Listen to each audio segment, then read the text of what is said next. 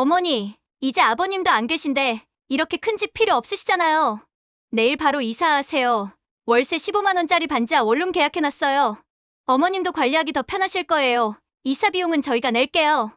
며느리 윤혜진의 날카로운 목소리가 장례식을 마치고 돌아온 집에서 울려 퍼졌습니다. 남편을 떠나보낸 지 불과 하루도 지나지 않아서 일어난 일이었습니다. 윤혜진은 믿을 수 없는 현실에 대답조차 못했죠. 남편을 떠나보내는 발인 날 수십 년을 함께 살던 집에서 쫓겨나는 현실이 믿겨지지 않았습니다. 드라마에서만 보던 일을 제가 겪으리라곤 상상도 못했죠. 하지만 며느리 윤혜진은 알지 못했습니다. 본인이 한 이 행동이 얼마나 자신에게 큰 파장을 불러일으킬지를요. 지금부터 70대 어머니의 시원한 복수 이야기가 시작됩니다. 구독과 좋아요는 영상 제작에 큰 힘이 됩니다. 거실에는 아직 향 냄새가 무겁게 가라앉아 있었습니다. 42평형 아파트의 넓은 거실 한가운데 놓아진 영정사진 앞에서 검은 상복을 벗지도 못한 채 한미정은 남편 박영호의 마지막 모습을 바라보고 있었습니다. 남편과 함께 수십 년을 지낸 흔적들이 그대로 집안을 가득 채우고 있었지만 그 따뜻했던 자리가 무섭도록 차갑게 느껴졌습니다. 미정은 바닥에 깔린 방석에 무릎을 꿇고 앉아 가만히 남편의 영정사진을 바라보았습니다. 남편과 함께한 30여 년의 세월이 주마등처럼 스쳐 지나갔어요. 신혼 때 이 집에 처음 들어왔던 날, 아들 준호가 첫걸음을 떼던 날, 남편이 회사에서 승진 소식을 가져와 함께 기뻐했던 날들이 생생했습니다. 그런데 그 고요한 애도의 시간을 산산이 부수는 목소리가 등 뒤에서 날카롭게 울려 퍼졌습니다. 어머니, 이제 정리하셔야 해요. 내일부터 짐 정리하세요. 며느리 윤혜진의 목소리였습니다. 장례를 치르느라 사흘을 꼬박 밤새우며 눈물을 흘려 눈동자는 붓고 말라붙어 있었지만 그 한마디에 미정의 온몸이 얼어붙었습니다. 미정은 천천히 고개를 돌려 혜진을 바라보았습니다. 32세의 며느리는 검은 치마 정장을 단정히 차려입고 있었지만 그 얼굴에는 눈물의 흔적은커녕 붉어진 기색조차 없었습니다. 오히려 입술에는 연한 립스틱이 발려 있었고 머리도 깔끔하게 세팅되어 있었습니다. 마치 장례가 아닌 중요한 회의에 참석하러 온 것 같은 모습이었습니다. 무슨 말이야? 미정의 목소리가 떨렸습니다. 혜진은 서류 몇 장을 들고 다가오며 차분하게 설명하기 시작했습니다. 어머니, 현실을 직시하셔야 해요. 저희 사업 확장에 실패해서 현재 부채가 8억 2천만 원입니다. 이자만 해도 월 600만 원이에요. 혜진은 마치 회계보고서를 발표하듯 정확한 숫자들을 나열했습니다. 미정은 그 숫자들이 머릿속에서 맴돌았지만 현실감 있게 받아들여지지 않았습니다. 남편의 장례식이 끝난 지 겨우 몇 시간밖에 지나지 않았는데 며느리는 이미 가계부를 들고 와 있었던 것입니다. 이 집 시세가 15억 정도 하니까 팔면 대출금 상환하고도 6억 정도는 남을 거예요. 그걸로 저희 빚을 정리해야 해요. 혜진의 말은 마치 미리 준비해둔 대본을 읽는 것처럼 매끄러웠습니다. 집값 조사부터 대출 잔액, 빚 규모까지 모든 것을 치밀하게 계산해둔 상태였습니다. 미정은 손에 들고 있던 하얀 손수건이 바닥으로 떨어지는 것도 느끼지 못했습니다. 그럼 나는 어디서 살라는 거야? 미정의 목소리에는 믿을 수 없다는 감정이 가득했습니다. 혜진은 핸드백에서 부동산 전단지를 꺼내 보여주었습니다. 월세 15만 원짜리 원룸 하나 계약해뒀어요. 관리비 포함해서 월 20만 원이면 충분해요. 어머니 혼자 계시기에는 오히려 이 집이 너무 큰 거 아니에요? 전단지에는 다세대 주택 원룸, 보증금 300만 원, 월세 15만 원, 전용 면적 8평이라고 적혀 있었습니다. 42평에서 8평으로 그것도 월세 원룸으로 이사를 가라는 것이었습니다. 그때 거실 한쪽에 서 있던 아들 박준호가 조심스럽게 다가왔습니다. 34세의 준호는 아버지 영정 앞에서 절을 한번 올린 후 어머니 곁에 앉았습니다. 미정은 아들의 눈을 바라보며 간절한 기대를 품었습니다. 혹시라도 아들이 아내의 말을 제지할 것이라고 생각했던 것입니다. 하지만 준호는 어머니의 시선을 오래 마주치지 못하고 고개를 떨구었습니다. 그리고는 작은 목소리로 중얼거렸습니다. 어머니, 저희도 어쩔 수 없는 상황이에요. 그 순간 미정의 가슴이 두 번 무너져 내렸습니다. 남편을 잃은 슬픔 위에 아들마저 자신을 버린다는 배신감이 덧나며 숨을 막아왔습니다. 40년 전 갓 태어난 아기였던 준호를 품에 안고 젖을 먹이던 기억, 밤새 열이 나는 아이를 간병하며 병원을 오가던 날들, 대학 등록금을 마련하려고 남편과 함께 대출받던 순간들이 눈앞을 스쳐갔습니다. 미정은 떨리는 손으로 남편의 영정을 붙잡았습니다. 여보, 이게 무슨 일이야? 우리 아들이. 하지만 혜진은 그런 미정의 감정 따위는 안중에도 없다는 듯 시계를 확인하며 말했습니다. 어머니, 감상에 젖어 계실 시간이 없어요. 내일 오후에 집 보러 올 사람들이 있거든요. 하루 종일 정리하셔야 할 거예요. 혜진이 말하는 동안 미정은 며느리의 모습을 자세히 관찰했습니다. 평소 시어머니 앞에서는 수수한 차림새로 나타났던 혜진이었는데 오늘은 명품 시계를 차고 있었습니다. 손목의 까르띠에 시계는 최소 2천만 원은 하는 것으로 보였습니다. 또한 발에 신은 구두도 루부탱의 빨간 밑창이 보였고 들고 있는 핸드백 역시 에르메스로 보였습니다. 부채가 8억이 넘어서 집을 팔아야 한다면서 어떻게 명품들을 새로 구입할 수 있었을까요? 미정은 의문이 들었지만 지금 당장 따질 기력도 없었습니다. 내가 40년간 살던 집인데 하루아침에 어떻게. 어머니, 현실을 받아들이세요. 어차피 아버님도 계시지 않는데 혼자서 이런 큰 집에 계실 필요가 있나요? 혜진의 말에서 아버님이라는 호칭을 부르긴 했지만 그 억양에는 진정성이 전혀 느껴지지 않았습니다. 마치 형식적인 예의로만 하는 말 같았습니다. 미정은 마지막 희망을 품고 아들을 바라보았습니다. 준호야, 정말 어쩔 수 없는 거니? 준호는 계속해서 바닥만 바라보며 대답했습니다. 어머니, 사채업체에서 매일 독촉 전화가 와요. 이번 주 안에 돈을 구하지 못하면 정말 큰일 날 것 같아요. 그때 혜진이 재빨리 끼어들었습니다. 어머니, 저희도 죽을 맛이에요. 원룸이지만 시설은 나쁘지 않아요. 보일러도 잘 나오고 화장실도 깨끗하고요. 오히려 관리하기 편하실 거예요. 혜진은 마치 큰 호의라도 베푸는 것처럼 말했습니다. 42평에서 8평 원룸으로 쫓아내면서도 마치 시어머니를 위하는 것처럼 포장하고 있었습니다. 미정은 이제야 상황을 정확히 파악했습니다.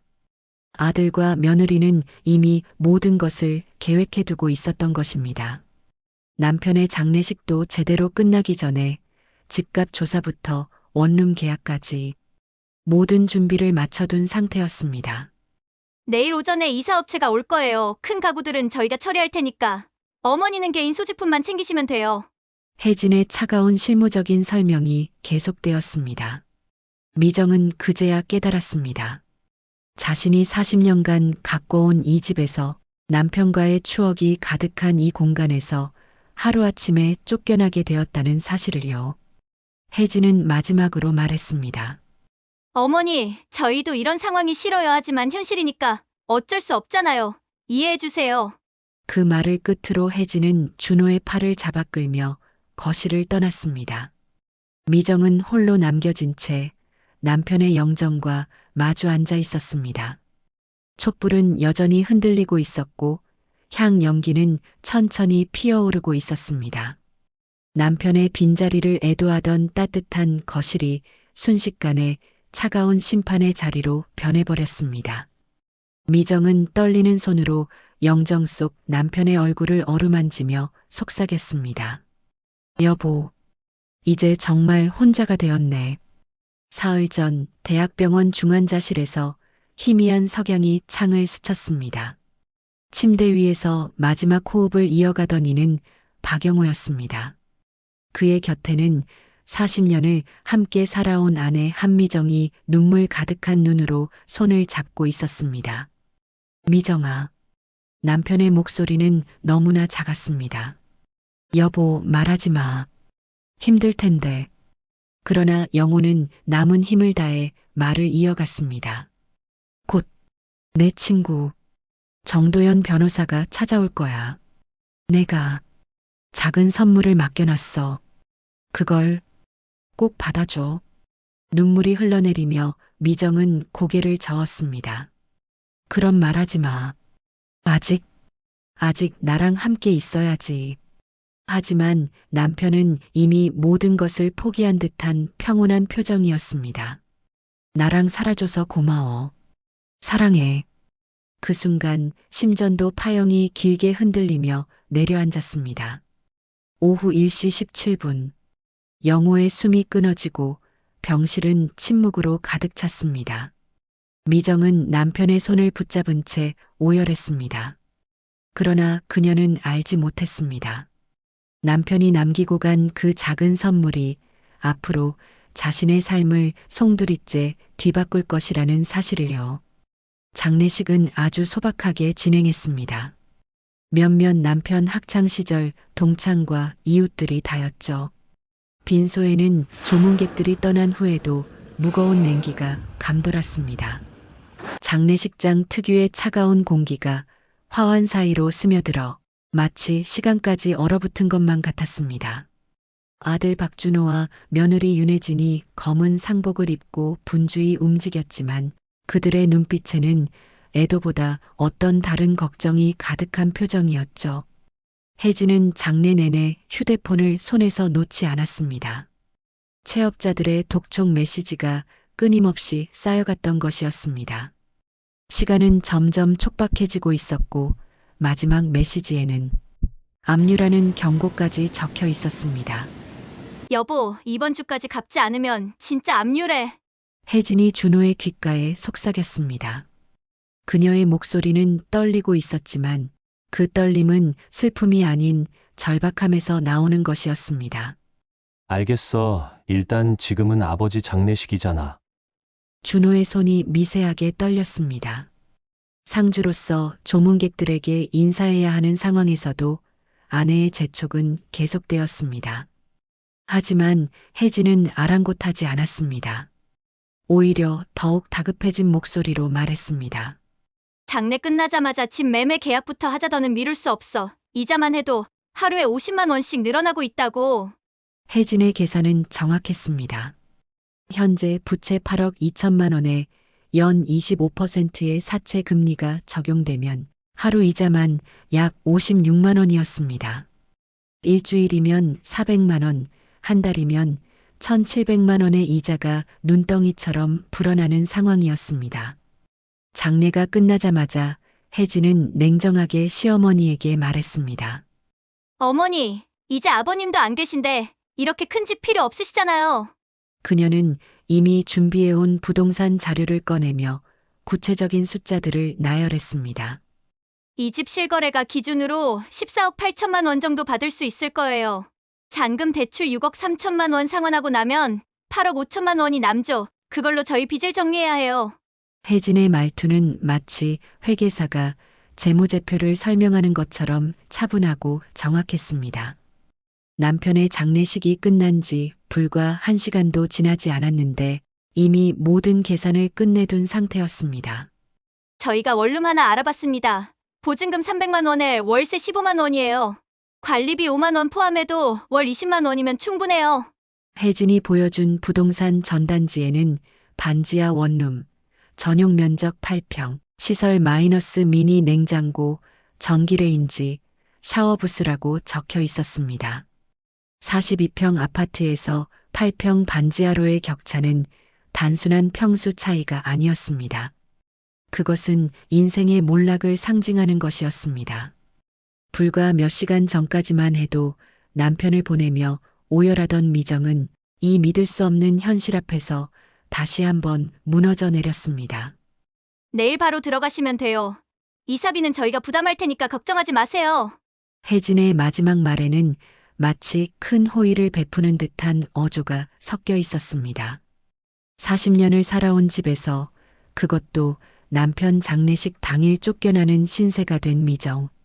그녀는 남편의 영정을 바라보며 중얼거렸습니다.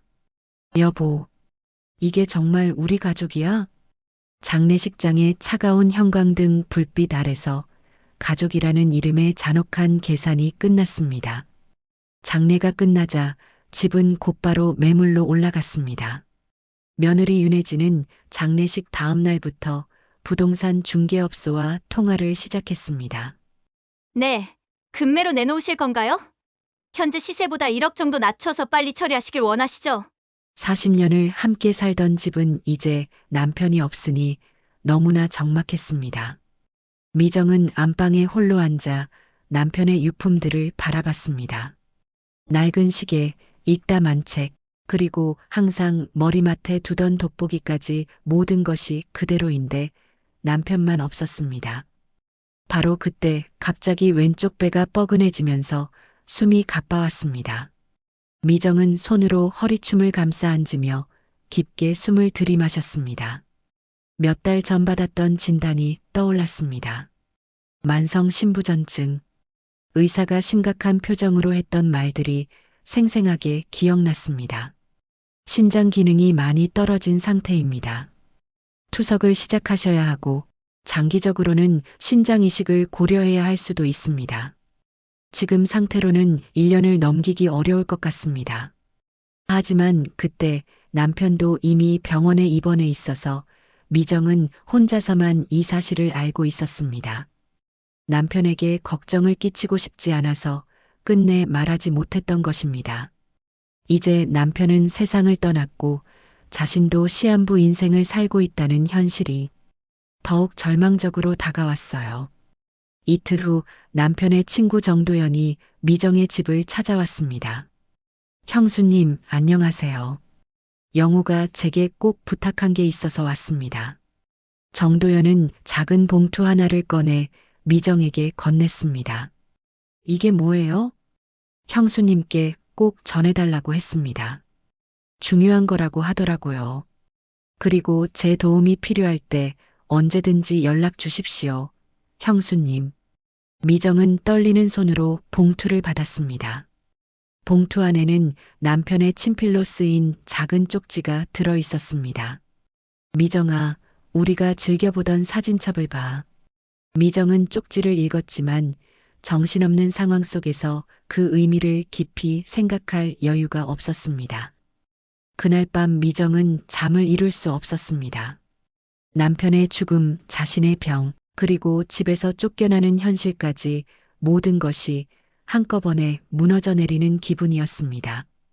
그때 미정은 몰랐습니다. 정도연이 전해준 쪽지 속에 자신의 운명을 완전히 바꿀 비밀이 숨어 있다는 것을, 그리고 이 절망적인 상황이 곧 놀라운 반전을 맞게 될 것이라는 사실을 말입니다. 이사 당일 미정은 40년간 쌓아온 추억들을 작은 박스 몇 개에 담아야 했습니다. 새벽 6시부터 시작된 짐 정리는 오후까지 이어졌습니다. 결혼 반지, 아들의 어린 시절 사진, 남편과 함께 찍은 몇 장의 사진들, 평생의 기억들이 고작 박스 5개에 담겼습니다. 반지하 원룸문을 열자 8평 남짓한 작은 공간이 드러났습니다. 반지하라서 창문은 지면보다 낮은 곳에 있었고 창 너머로는 지나가는 사람들의 발목과 신발만 보였습니다. 벽지 이음매마다 작은 벌레 그림자처럼 곰팡이 얼룩이 앉아 있었고 화장실 문짝은 삐걱거리며 제대로 닫히지 않았습니다. 싱크대는 팔꿈치 하나 움직이면 벽에 부딪힐 만큼 좁았고 가스레인지 옆 코팅판은 칼집이 얼기설기 나 있었습니다. 작은 냉장고는 소음이 심해 밤새 웅웅거리는 소리가 들릴 것 같았습니다. 창틀 틈 사이로는 겨울바람이 실처럼 스며들어왔습니다. 미정은 이사짐 박스 하나를 의자 삼아 앉아서 가방에서 수첩을 꺼내 현실적인 계산을 시작했습니다. 통장 잔액, 생명보험금 1,000만 원, 예금 300만 원, 월 고정 지출, 월세 15만 원, 관리비 3만 원, 식비, 약값, 월 최소 50만 원이 필요했습니다. 한 달에 50만 원이라 치면 1,300만 원으로 약 23개월을 버틸 수 있었습니다. 하지만 이번 한 번이면 두세 달치 생활비가 훅 사라질 것이었습니다. 미정은 펜을 내려놓고 한숨을 길게 뱉었습니다. 42평 아파트에서 10평 원룸으로 이사 온 현실이 실감났습니다. 싱크대 아래에서는 물방울이 톡, 톡 떨어지는 소리가 들렸습니다. 수도꼭지를 아무리 잠가도 새는 물이었습니다. 이것도 관리사무소에 신고해서 고쳐야 하는 일 중 하나였습니다. 여보, 여기까지 왔어. 근데 아직 멀었네. 미정은 남편의 영정사진을 작은 선반 위에 올려놓고 중얼거렸습니다. 40년을 함께 살던 넓은 거실 대신 이제는 이 작은 원룸이 남편을 기억하는 유일한 공간이 되었습니다. 저녁 무렵 옆집에서 조리하는 냄새가 얇은 벽을 통해 스며들어 왔습니다. 이웃의 생활 소음도 고스란히 들렸습니다. 텔레비전 소리, 전화 통화하는 목소리, 아이가 뛰어다니는 발걸음 소리까지 모든 것이 생생하게 전해졌습니다. 미정은 창가에 서서 바깥을 내다보았습니다. 예전 집에서는 작은 화단과 아늑한 아파트 단지를 내려다볼 수 있었는데 이곳에서는 맞은편 건물의 벽면과 좁은 골목길만 보였습니다. 밤이 되자 보일러를 틀었지만 방이 따뜻해지기까지 시간이 오래 걸렸습니다. 이불을 끌어안고 누운 침대에서 미정은 천장의 작은 얼룩들을 바라보며 생각했습니다. 23개월. 길다면 길고 짧다면 짧은 시간이었습니다.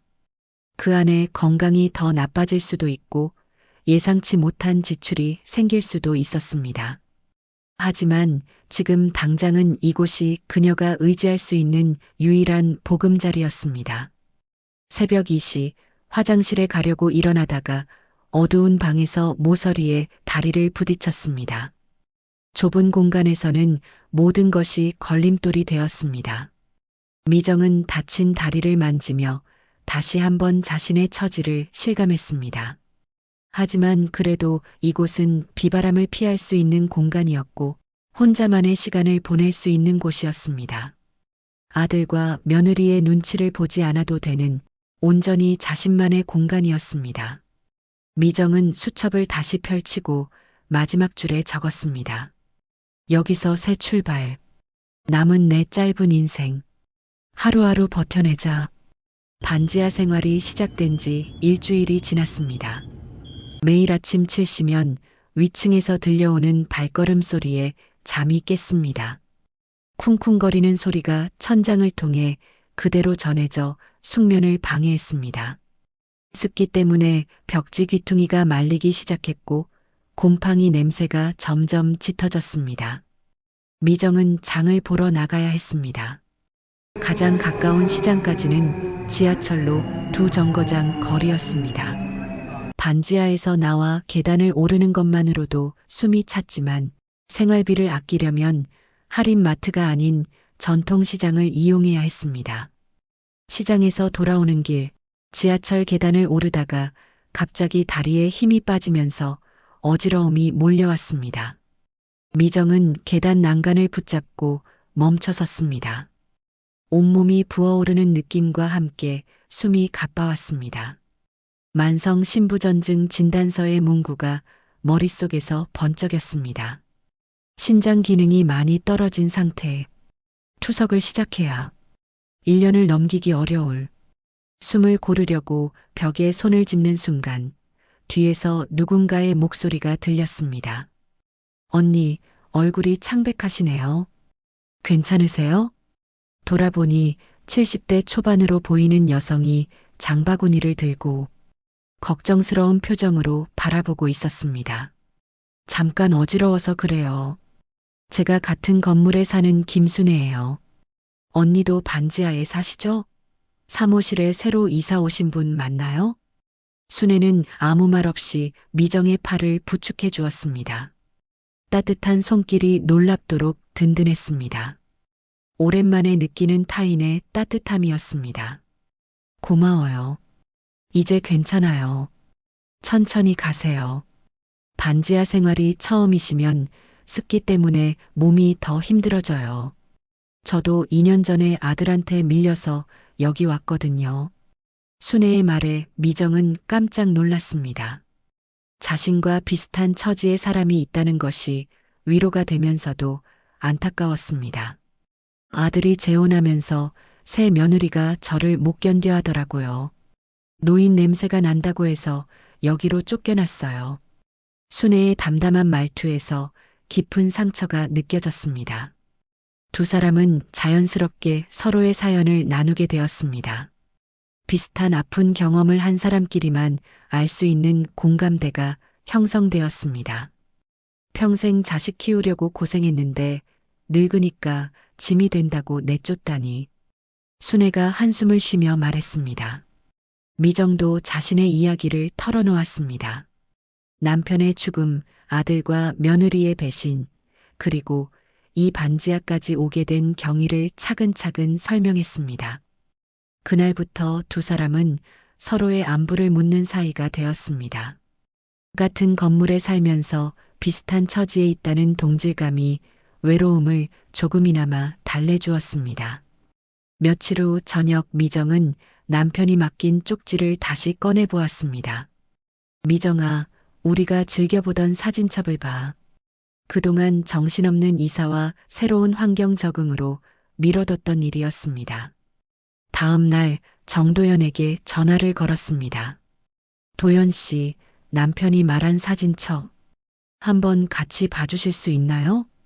혼자서는 용기가 안 나네요. 물론입니다, 형수님. 지금 바로 가겠습니다. 1시간 후 정도연이 반지하 원룸을 찾아왔습니다. 비좁은 공간을 보며 안타까운 표정을 지었지만 별다른 말은 하지 않았습니다. 형부가 남긴 쪽지 기억하시죠? 우리가 즐겨보던 사진첩이라고 하셨는데. 미정은 서랍 맨 아래에서 신문지에 싸둔 사진첩을 꺼냈습니다. 표면 비닐이 노랗게 발해 있었고 모서리는 해져 있었습니다. 40년간의 세월이 고스란히 묻어있는 추억의 보물상자였습니다. 오늘은 용기가 안 나네요. 미정은 사진첩을 가슴에 안고 망설였습니다. 남편이 무엇을 남겨뒀는지 궁금하면서도 두려웠습니다. 혹시 실망스러운 내용일까봐, 아니면 너무나 소중한 것이라서 감당할 수 없을까봐 걱정되었습니다. 정도연이 이해한다는 듯 고개를 끄덕였습니다. 서두를 필요 없습니다, 형수님. 다만 영호 형이 꼭이라고 강조하셨던 걸로 기억합니다. 형수님께서 힘들어하실 때를 대비해서 준비해둔 것 같아요. 미정은 사진첩을 가만히 품에 안고 눈을 감았습니다. 남편의 마지막 선물이 무엇인지, 그리고 그것이 자신의 절망적인 상황에 정말 도움이 될 수 있을지 알 수 없었습니다. 하지만 한 가지는 확실했습니다. 남편이 자신을 사랑했고 떠나면서도 아내를 걱정했다는 것. 그 마음만으로도 이 차가운 반지하에서 하루를 더 버틸 힘이 생겼습니다. 정도연이 떠난 후 미정은 창문 너머로 지나가는 사람들의 발걸음을 바라보며 생각했습니다. 내일은 용기를 내서 사진첩을 펼쳐볼 수 있을까? 남편이 남긴 마지막 메시지가 과연 이 절망적인 현실을 바꿀 수 있을까? 반지하의 습기 찬 공기 속에서 희미한 희망의 불씨가 여전히 꺼지지 않고 있었습니다. 새벽 4시 반지하 원룸은 고요했습니다. 위층에서 들리던 발걸음 소리도 잠시 멈춘 시간이었습니다. 미정은 작은 스탠드 불빛 아래에서 떨리는 손으로 사진첩을 펼쳤습니다. 첫 페이지에는 신혼 시절의 좁은 방에서 찍은 흑백 사진이 나타났습니다. 20살 미정과 22살 영호가 어색하게 미소를 짓고 있는 모습이었습니다. 당시에는 가난했지만 눈빛만큼은 희망으로 가득했었습니다. 두 번째 페이지를 넘기자 어린 준호의 모습들이 줄지어 나왔습니다. 돌잔치에서 한복을 입고 앉아 있는 모습, 처음 걸음마를 뗄 때의 사진, 초등학교 입학식에서 커다란 가방을 메고 서 있는 모습까지 미정과 영호가 얼마나 아들을 사랑했는지 알 수 있는 소중한 기록들이었습니다. 세 번째, 네 번째 페이지에도 가족의 행복했던 순간들이 가득했습니다. 비 오는 날 젖은 옷으로 찍은 가족 사진, 준호의 중학교 졸업식, 고등학교 운동회에서 함께 찍은 사진들. 40년간의 추억이 순서 없이 박혀 있었지만 그 하나하나가 모두 소중했습니다. 다섯 번째 페이지를 펼치는 순간 미정의 손이 멈췄습니다. 사진첩 사이 비닐 포켓이 두 겹으로 겹친 곳에서 얇은 봉투 하나가 미끄러져 나왔습니다. 봉투 앞면에는 영호의 친필로 쓰인 글씨가 있었습니다. 미정아, 고마웠다. 미정은 잠시 망설이다가 봉투를 조심스럽게 열었습니다. 그 안에서 나온 것은 정성스럽게 접힌 여러 장의 서류였습니다. 가장 위에 있던 종이를 펼치자 남편의 친필 메모가 나타났습니다. 미정아, 이 주식 양도 서류는 너를 지키기 위한 거다. 도연이를 믿어라. 내가 20년 전부터 조금씩 모아온 것이다. 네가 혼자 남겨질까봐 걱정되어서 준비해둔 것이니 부담스러워하지 마. 이제는 나 없으니까 너 하고 싶은 거 다 하고 사고 싶은 거 다 하고 살아. 그동안 고생만 시켜서 미안해. 손이 떨려서 글자가 흐릿하게 보였습니다. 미정은 눈물을 닦고 다음 서류를 확인했습니다. 그것은 이름 있는 중견기업의 주식 양도 계약서였습니다.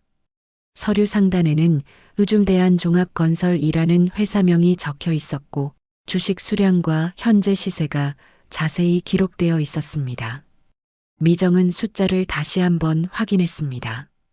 보유 주식 1만 5천 주, 1주당 시세 약 350만 원, 총 예상 가치 약 525억 원. 미정은 서류를 보고 또 보았습니다. 믿을 수 없는 숫자였습니다.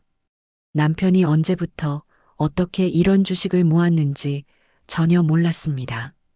20년 전이면 준호가 고등학생이었을 때였는데 그때부터 남편이 비밀리에 투자를 해왔던 것이었습니다. 여보, 이게 정말... 미정은 손에 힘이 풀려 눈물이 흘렀습니다. 이것은 단순히 돈이 아니었습니다.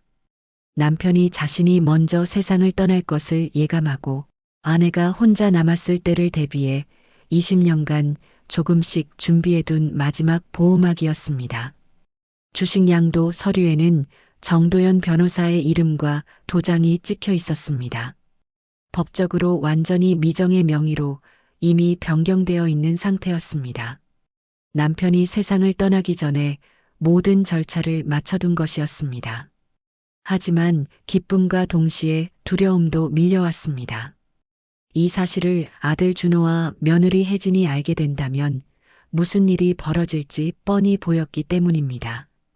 15만 원짜리 반지하 월세 때문에 집을 팔아치우라고 했던 사람들이 525억 원이라는 거대한 재산 앞에서 어떻게 변할지 상상만으로도 끔찍했습니다.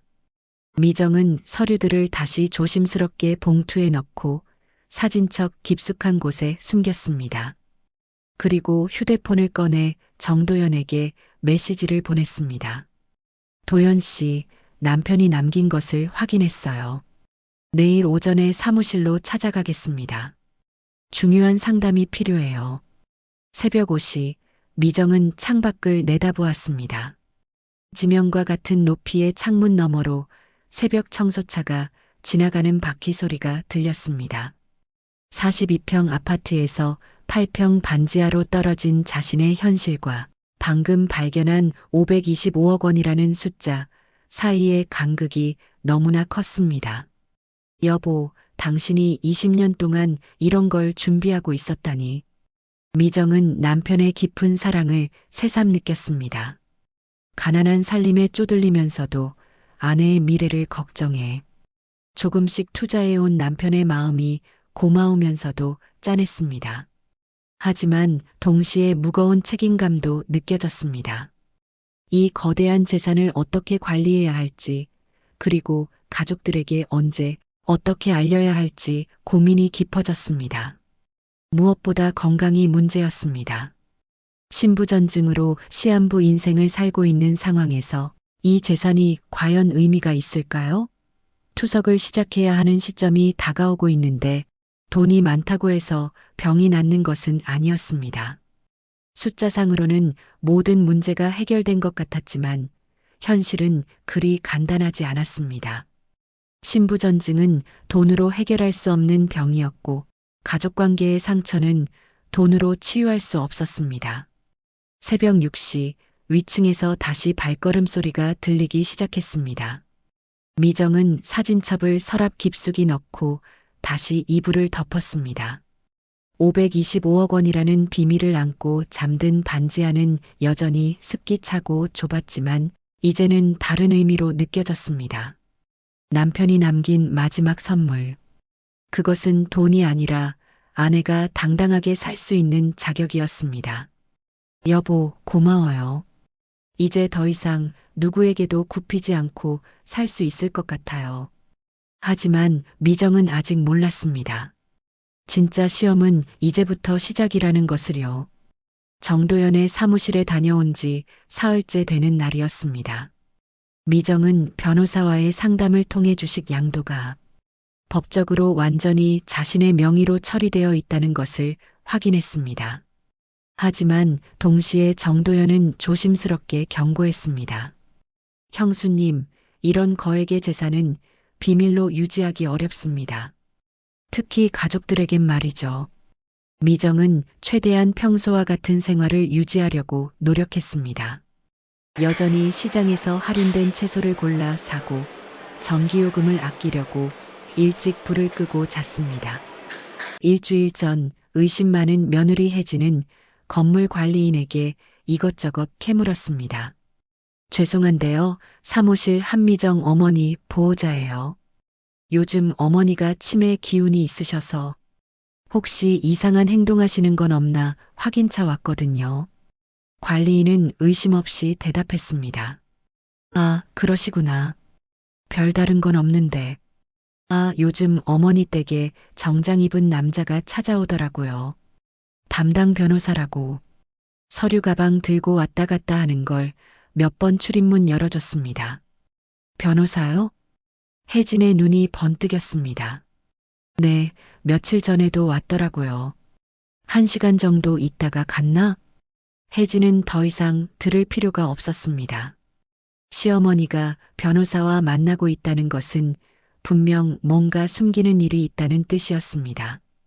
집을 팔았을 때 나온 돈 외에 다른 재산이 있을 거라고 짐작했죠. 그날 저녁 혜진은 준호를 다그쳤습니다. 여보, 시아버지가 정말 아무것도 안 남기고 가셨을까? 어머니가 변호사랑 만나고 있다는 건 뭔가 있다는 거 아니야? 그럴 리 없어. 아버지는 평생 월급쟁이였는데 뭘 남기겠어? 그런데 왜 변호사를 만나? 그것도 몇 번씩이나? 혜진의 집요한 추궁에 준호도 의심이 들기 시작했습니다. 아버지가 정말 아무것도 남기지 않았을까?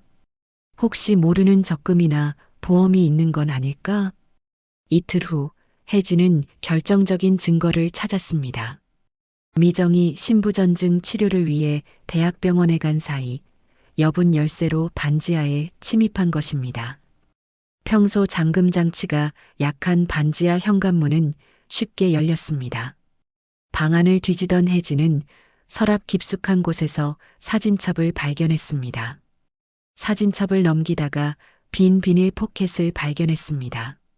뭔가 있다가 빠진 것 같은 흔적이 있었습니다. 더 자세히 뒤지자 작은 종이 조각이 나왔습니다. 그것은 주식 관련 서류의 한 모서리였습니다. 아줌대한 종합건설 주식양도 라는 글자가 희미하게 보였습니다. 혜진의 가슴이 뛰기 시작했습니다. 주식이라면 상당한 금액일 가능성이 높았습니다. 그녀는 급히 휴대폰으로 해당 회사 주가를 검색했습니다. 아줌대한 종합건설의 현재 주가는 주당 350만 원.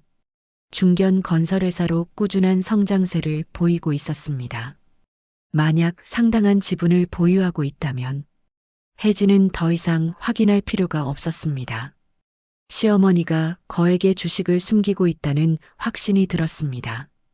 며칠 지나지 않아 예상대로 일이 벌어졌습니다. 오후 2시경 준호와 혜진이 함께 반지하를 찾아왔습니다. 두 사람의 얼굴에는 더 이상 가식적인 미소가 없었습니다. 어머니, 이제 숨기지 마시죠. 혜진이 문을 열자마자 곧바로 말했습니다. 아버지가 주식 남기신 거 저희 다 압니다. 혜진의 눈빛은 날카롭고 집요했습니다. 마치 사냥감을 노리는 맹수 같았습니다. 미정은 갑작스러운 상황에 당황했지만 곧 자세를 바로잡고 단호하게 말했습니다. 그건 내 남편이 나에게 남겨준 거야. 너희가 알 바 아니지. 가족인데 왜 알 바가 아니에요? 준호의 목소리는 떨리고 있었습니다. 그는 여전히 양심의 가책을 느끼고 있었지만 혜진의 압박을 이기지 못했습니다. 저희도 권리가 있잖아요. 권리? 미정의 목소리가 차갑게 변했습니다. 나를 15만 원짜리 반지하로 내쫓을 때는 권리 생각 안 했으면서 혜진은 한치의 망설임도 없이 다가섰습니다. 어머니, 당장 서류 내놓으세요. 주식 양도 서류 말이에요. 미정은 혜진이 정확한 회사명까지 알고 있다는 사실에 충격을 받았습니다.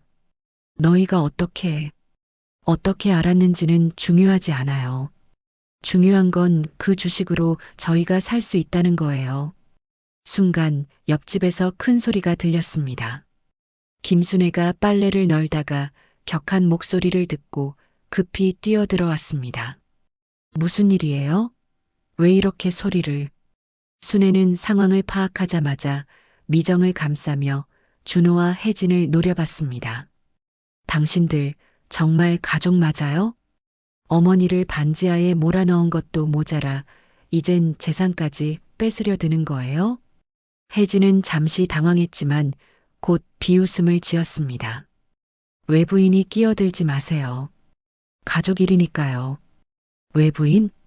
순애의 목소리가 떨렸습니다. 가족이라는 사람들이 70세 넘은 어머니를 이렇게 괴롭히는데 이웃이 나서면 외부인이에요? 그때 미정이 혜진에게 물었습니다. 대체 어떻게 알게 된 거야? 내 방을 뒤졌어?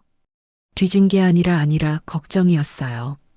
그런데 알고 보니 거액의 주식을 숨기고 계셨던 거잖아요. 그러나 바로 그 순간 현관문이 열리며 정도연 변호사가 들어왔습니다. 그의 손에는 서류 가방이 들려 있었고 표정이 심각했습니다. 형수님, 안녕하세요. 오늘 오후에 전화드린다고 했는데 무슨 일이신가요? 정도연은 실내 분위기를 순식간에 파악했습니다. 미정의 창백한 얼굴, 순애의 걱정스러운 표정, 그리고 준호와 혜진의 적대적인 시선까지. 아, 변호사님이시군요. 혜진이 먼저 말을 걸었습니다. 잘 오셨어요.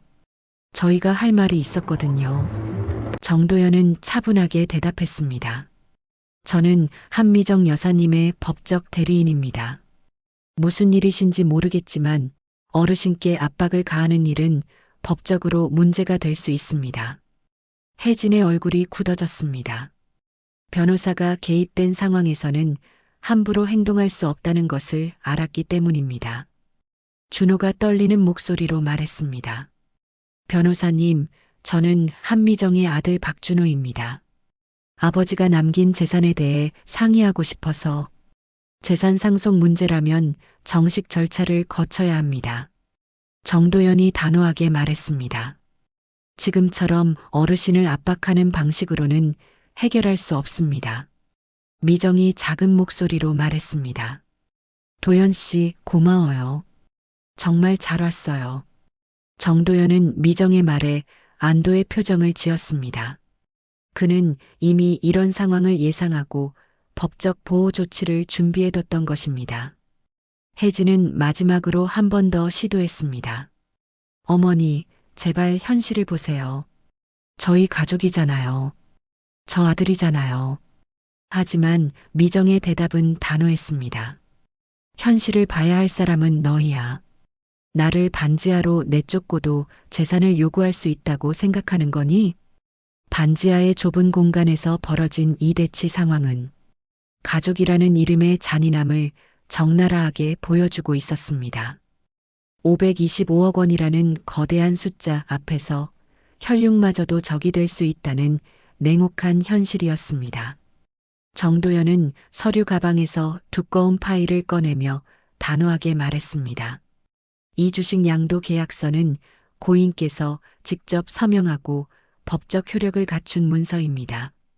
강압이나 협박으로 빼앗으려는 시도는 모두 불법입니다. 혜진의 얼굴이 하얗게 질렸습니다. 무슨, 법적으로도 저희 권리가 있는데 권리만 주장하려면 먼저 의무부터 다하셔야죠. 정도연의 목소리가 차갑게 변했습니다. 어머니를 병든 몸으로 반지하에 내쫓은 게 의무입니까? 준호는 더 이상 고개를 들 수 없었습니다. 며느리의 탐욕에 휘둘려 어머니를 외면했던 자신의 모습이 떠올랐기 때문입니다. 아버지 장례식 직후 집을 팔자고 재촉했던 일, 어머니가 15만 원짜리 반지하로 쫓겨나는 것을 방관했던 일들이 하나씩 기억났습니다. 하지만 혜진은 끝까지 버텼습니다. 당신들이 뭘 알아요?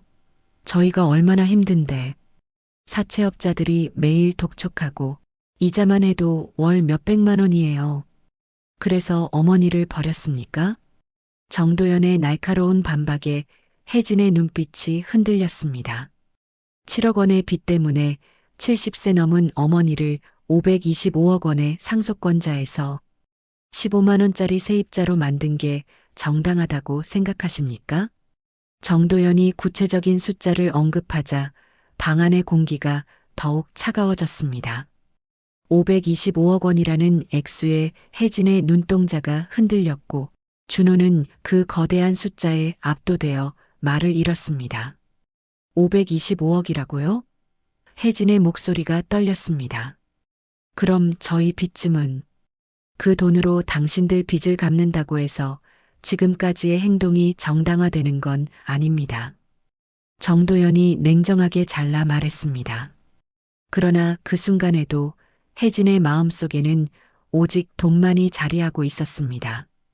525억 원이면 사채빚은 물론이고 평생 걱정 없이 살 수 있는 금액이었습니다. 그녀는 마지막으로 한 번 더 시도했습니다. 어머니, 제발 생각해 보세요. 저희가 그 돈을 받아서 제대로 관리하면 어머니 병원비도 충분히 될 수 있고, 병원비?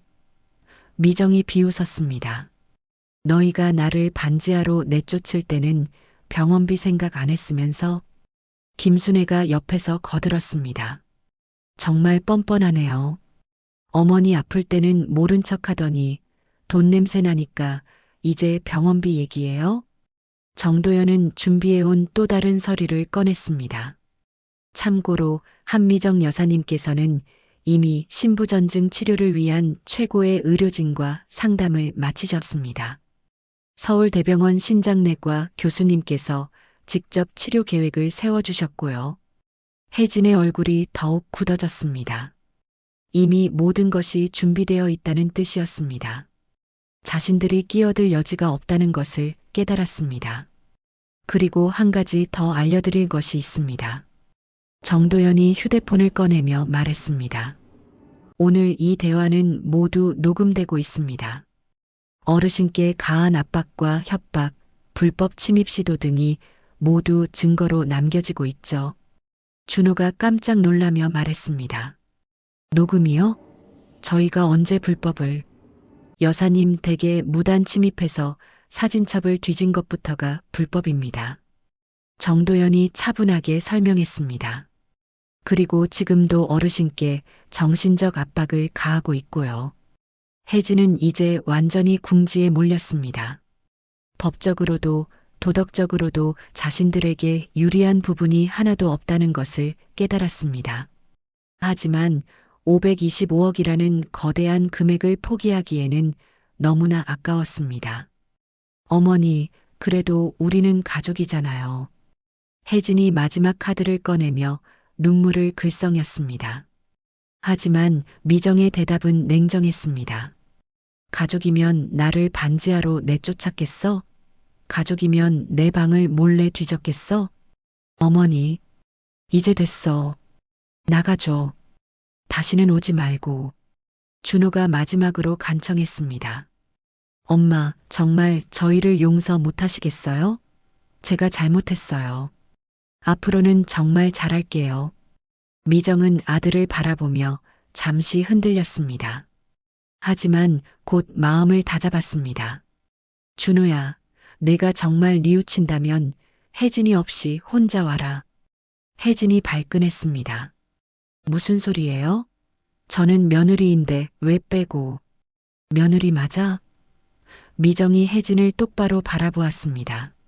며느리라는 사람이 시어머니를 반지하로 내쫓고 주식 서류를 훔치려 하고 변호사 앞에서도 뻔뻔하게 돈을 달라고 하는 거야? 혜진은 할 말을 잃었습니다. 525억이라는 숫자 앞에서 자신이 얼마나 추악해졌는지 깨닫는 순간이었습니다. 정도연이 마지막으로 경고했습니다. 앞으로 어르신께 어떤 형태로든 압박을 가하시면 법적 조치를 취하겠습니다. 그리고 이미 경찰서에 신고 예고를 해둔 상태입니다. 준호와 혜진은 어쩔 수 없이 반지하를 떠났습니다. 문이 닫히자 김순애가 미정의 손을 잡았습니다. 언니, 정말 잘했어요. 저런 사람들한테 굽히면 안 되죠. 미정은 지친 표정으로 고개를 끄덕였습니다. 고마워, 순애야. 내가 없었으면 어떻게 됐을지. 정도연도 안도의 한숨을 쉬었습니다. 형수님, 이제 평화롭게 지내실 수 있을 거예요. 그들이 다시 접근하기는 어려울 테니까요. 하지만 미정은 알고 있었습니다. 이것이 끝이 아니라는 것을. 반지하의 작은 창문으로 저녁 노을이 스며들었습니다. 숫자는 사람을 변하게 만들지만 진짜 가족의 의미는 돈이 아니라는 것을 다시 한번 확인한 하루였습니다. 혜진은 죽도록 미웠지만 배 아파 낳은 아들이 자꾸 눈에 가시처럼 거슬려서 차마 모르는 척하기가 죽도록 힘들었습니다. 미정은 반지하 창가에 앉아 준호가 어렸을 때를 떠올렸습니다. 열이 날 때 밤새 간병했던 기억, 첫걸음마를 뗄 때의 기쁨, 대학 입학 소식을 듣고 남편과 함께 눈물 흘렸던 순간들이 선명하게 되살아났습니다. 하지만 현실은 냉혹했습니다. 그 소중한 아들이 자신을 15만 원짜리 반지하로 내쫓았고 며느리와 함께 525억 원을 탐냈던 것입니다. 시간은 흘러 가을이 되었고 미정의 신부전증은 점점 악화되었습니다. 다리 부종이 심해지고 호흡곤란도 자주 찾아왔습니다. 정도연의 주선으로 서울대병원에서 정기검진을 받던 미정은 결국 피하고 싶었던 진단을 받게 되었습니다. 신장 기능이 10% 이하로 떨어졌습니다.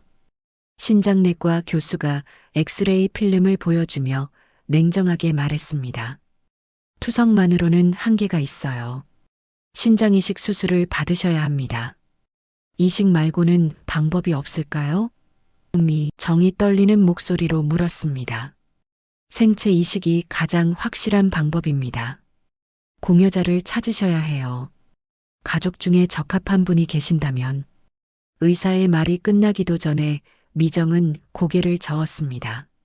가족은 없어요. 혼자예요. 병원에서 돌아온 미정은 김순애에게 상황을 털어놓았습니다. 언니, 그래도 아드님한테는 말씀하셔야죠. 생명이 걸린 일인데. 안 돼. 그 아이는 이미 내 아들이 아니야. 하지만 순애는 포기하지 않았습니다. 며칠 후 미정이 병원에 간 사이 순애는 준호에게 전화를 걸었습니다. 준호 씨인가요? 저는 김순애라고 해요. 어머니와 같은 건물에 사는. 아, 네. 안녕하세요. 준호 씨, 어머니가 지금 큰 수술을 앞두고 계세요. 신장 이식을 받지 않으면 몇 달 버티기 어렵다고 하네요. 전화 너머로 준호의 놀란 숨소리가 들렸습니다. 네, 그게 무슨... 어머니는 당신한테 연락하지 말라고 하셨지만 저는 못 보겠어요. 자식이 어머니 죽음을 지켜만 보고 있을 순 없잖아요. 그날 밤 준호는 잠을 이루지 못했습니다. 어머니의 병이 그렇게 심각한 줄 몰랐습니다. 혜진이 옆에서 자고 있었지만 이 이야기를 꺼낼 수도 없었습니다. 혜진은 여전히 돈에 대한 미련을 버리지 못하고 있었기 때문입니다. 다음 날 아침 밤새 한숨 자지 못한 준호는 결심을 굳혔습니다. 혜진에게는 아무 말하지 않고 병원으로 향했습니다. 서울대병원 신장내과 앞에서 미정을 기다리고 있던 준호는 어머니가 휠체어에 앉아 나오는 모습을 보고 눈물을 흘렸습니다. 몇 달 새 어머니는 너무나 많이 야위어 있었습니다. 엄마, 대체 제가 무슨 불효를 저지른 걸까요? 미정은 준호를 보고 깜짝 놀랐습니다. 준호야, 어떻게 여기를... 엄마, 왜 말씀 안 하셨어요? 이렇게 아프신데. 미정은 고개를 돌렸습니다. 너한테 무슨 말을 해? 어차피 관심도 없으면서. 엄마, 제가 정말 잘못했어요. 준호가 어머니 앞에 무릎을 꿇었습니다. 병원 복도에서 많은 사람들이 지나다니고 있었지만 준호는 아랑곳하지 않았습니다. 엄마, 제발 용서해 주세요. 제가 미쳤었어요. 돈에 눈이 멀어서 정말 중요한 걸 잊고 있었어요. 일어나 창피하게. 엄마, 제가 하겠습니다. 제가 이식해 드릴게요. 제발 살아주세요. 이제라도 효도하게 해주세요. 준호의 눈에서 뜨거운 눈물이 흘러내렸습니다. 40년을 키워준 어머니를 15만 원짜리 반지하로 내쫓았던 자신이 너무나 부끄러웠습니다. 미정도 눈물을 참을 수 없었습니다. 아무리 배신감이 컸어도 아들이 이렇게 무릎 꿇고 있는 모습을 보니 마음이 무너졌습니다. 준호야, 엄마 정말 죄송해요. 제가 다시는 그런 실수 안 할게요. 저 이혼할 거예요. 매일 돈 타령하는 거 저도 지쳐요. 엄마가 더 중요해요. 제가 정말 소중한 걸 놓치고 있었어요. 미정은 떨리는 손으로 아들의 머리를 쓰다듬었습니다. 늦었지만 그래도 내 아들이구나. 적합성 검사 결과 준호는 완벽한 공여자였습니다. 혈액형뿐만 아니라 조직 적합성도 99%로 나왔습니다. 수술 날짜가 정해지자 혜진이 병원으로 찾아왔습니다. 당신 정말 미쳤어? 525억이 있는데 왜 위험한 수술을 해? 그게 내 엄마야. 돈보다 소중한 거라고. 돈보다 소중하다고? 정신 차려. 시어머니가 죽으면 그 돈 다 우리 거잖아. 준호는 혜진의 말에 완전히 환멸을 느꼈습니다. 혜진아, 넌 정말 사람이 아니야. 어떻게 그런 말을 할 수 있어? 현실적인 말하는 거야. 당신도 수술하다가 죽으면 어떡할 건데? 그래도 해야 할 일이 있어. 이해 못하겠으면 너 혼자 살아. 결국 준호와 혜진은 갈라섰습니다. 혜진은 끝까지 525억 원을 포기하지 못했고 위자료를 요구하고 재산 분할을 요구했으며 준호는 어머니를 선택했습니다. 수술 전날 밤 준호는 어머니 병실에서 함께 잤습니다. 엄마, 무서우시죠? 아니야. 내가 있으니까 무섭지 않아. 엄마, 제가 정말 못된 아들이었죠? 다 잊어버렸어. 지금 이렇게 곁에 있어주는 것만으로도 고마워. 수술은 8시간 동안 계속되었습니다. 김순애와 정도연이 수술실 앞에서 기다렸고 수술실 위 전광판의 붉은 불빛이 초록으로 바뀌는 순간 모두 안도의 한숨을 쉬었습니다. 의사가 마스크를 내리며 말했습니다. 성공적입니다. 두 분 다 건강하게 회복하실 거예요. 회복실에서 깨어난 미정은 옆 침대에 누워있는 아들을 보며 눈물을 흘렸습니다. 준호야, 고마워. 엄마, 저야말로 고마워요. 다시 기회를 주셔서. 한 달 후, 미정과 준호는 함께 퇴원했습니다. 미정은 반지하를 나와 깔끔한 아파트로 이사했고, 준호는 근처에 작은 주택을 구해 자주 어머니를 찾아뵐 수 있게 되었습니다. 혜진은 이혼 위자료로 받은 돈으로 사치스러운 생활을 이어갔지만 결국 투자 실패로 파산하게 되었습니다. 돈에 대한 탐욕이 결국 자신의 몰락을 불러온 것이었습니다. 어느 따뜻한 봄날 미정은 순애, 정도현과 함께 공원을 산책했습니다. 언니, 정말 잘 되셨네요. 순애야, 너 덕분이야. 내가 준호한테 전화 안 해줬으면 어떻게 됐을지. 미정은 창밖을 바라보며 중얼거렸습니다. 여보, 당신이 남겨준 건 단순한 돈이 아니었어요. 진짜 선물은 다시 가족을 되찾을 기회였네요. 525억 원이라는 거대한 숫자보다 더 소중한 것은 진정한 가족의 사랑이었습니다. 남편이 남긴 마지막 선물의 진짜 의미를 이제야 깨달은 미정은 아들과 함께 새로운 인생을 시작했습니다. 돈은 사람을 변하게 만들지만 진정한 사랑은 사람을 다시 사람답게 만든다는 것을, 그것이 남편이 사진첩에 숨겨둔 진짜 보물이었습니다.